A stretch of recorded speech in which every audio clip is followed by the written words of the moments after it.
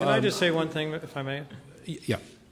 I mean, Paul, you know I love you. You're a good man.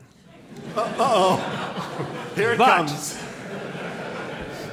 To make the claim, and I quote, the big banks were stabilizing influences during a crisis. They were the spreaders of the crisis.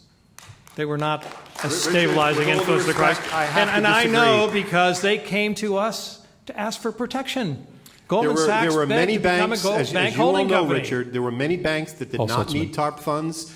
There were many banks that acquired failing institutions at the request of the government to stabilize the market, and frankly, no good deeds goes unpunished. If you read the newspaper these days, you know, and if we can get back to the point earlier, are you suggesting that we now have only domestic banks?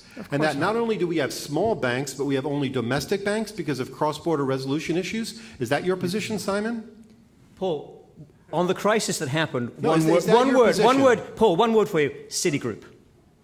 Okay? Citigroup was at the center of the financial crisis. But why are we spending so much time, John, talking about the last crisis? We should be talking about the future. We should be talking about the next crisis. Too big to fail became a salient problem in the fall of 2008 because the banks said, they argued with some justification, we've become so big you cannot let us fail. That's when too big to fail really became the problem that we're now trying to confront. So what happened in the last crisis is interesting, no doubt. We can argue about it for a long time, but it's what happens going forward and how do we deal with the too big to fail institutions that we've created.